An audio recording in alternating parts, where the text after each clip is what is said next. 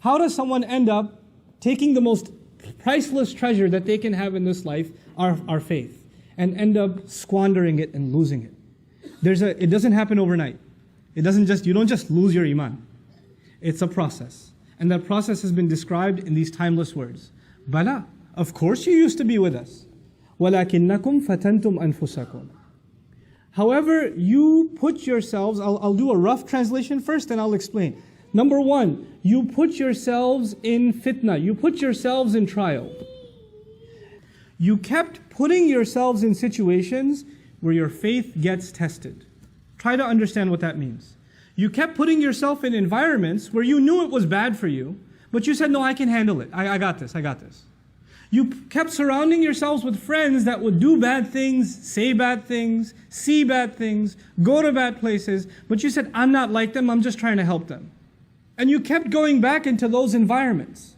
You kept getting into gatherings and places and situations. You kept putting yourselves in those places, assuming that it will not have any effect on you. It'll affect everyone else, but it won't affect you.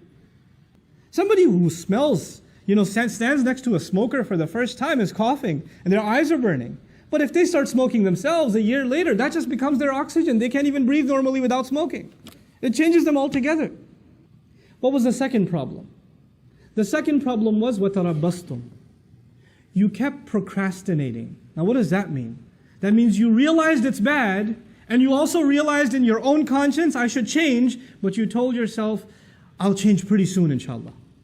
Just this one more month I'm doing this, just this one more weekend, just this one or two more party, just one or two more drinks. That you keep telling yourself just a little bit more, and then people tell, my favorite one, Ramadan is right around the corner. It's just 10 more months, 11 more months,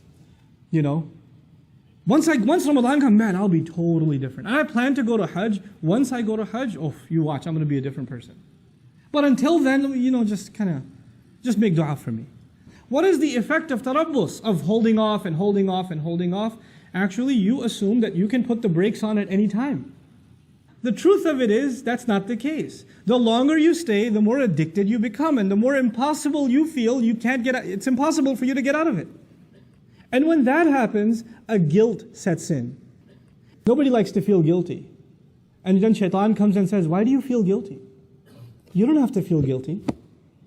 The only thing that's making you feel guilty is this Islam thing. Islam says this is haram and that's a sin and that's a sin and you can't do this and you can't say that and you can't go there. Islam keeps making you feel bad, man. I want you to feel good. How true is Islam anyway? And now the thoughts start running in this person's mind, a man or a woman. Why am I even following Islam? It seems like it just wants me not to be happy. I just want to live my life, man. I just want to be free. I just want to be able to do what I want. I just want to be able to hang out with my friends. I'm not so sure about the Quran anyway. How do we even know there is a God? How do we even know? What's this hadith business? I mean, how do we even know it's authentic? And so you have this young man or woman, this Zainab, this Ali, this Fatima, this Abdullah, this Kareem, these beautiful names, and now they're starting to ask questions about, I'm not so sure about this Islam. I don't know.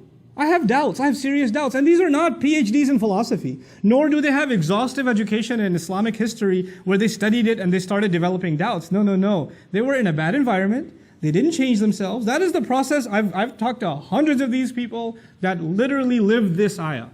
They live this ayah. And then they get to a point where they have doubts. But their doubts have nothing to do with logic or reason. As a matter of fact, when you answer one doubt, they go to the next doubt. When you answer that one, they go to the next one. When you answer that one, you go to the next one. Then you say, hold on a second. So how long ago did you start ending up in questionable kinds of company? And then the truth starts coming out. وَارْتَبْتُمْ. The very next words are, you fell into doubt. You started doubting.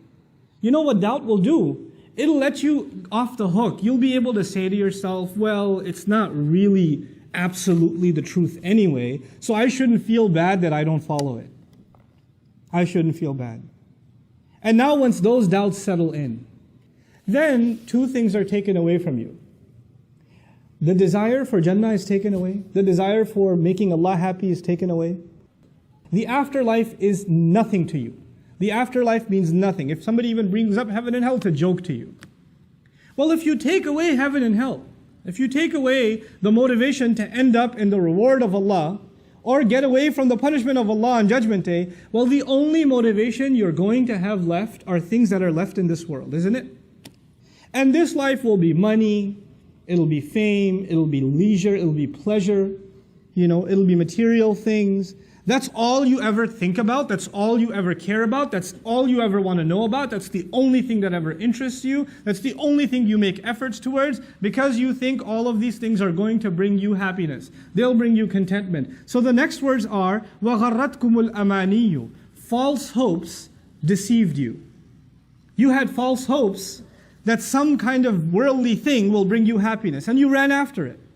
You gave all of your life to it. You keep looking for something more to fulfill you and fulfill you. Because the thing that will completely fulfill you, the pleasure of Allah, is no longer there. That desire is no longer there. وَغَرَّتْكُمُ الْأَمَانِيُّ حَتَّى جَاءَ أَمْرُ اللَّهِ, until the decision of Allah came.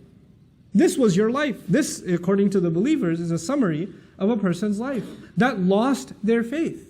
They started just with putting themselves in a questionable environment, and from there, it's a downward spiral automatically. The next thing is you start getting hooked on it, you put off, and then later on you start developing doubts, and from there, the only thing you ever work towards is worldly, lustful, material gain, material desires. وَغَرَّكُمْ بِاللَّهِ الْغَرُورِ.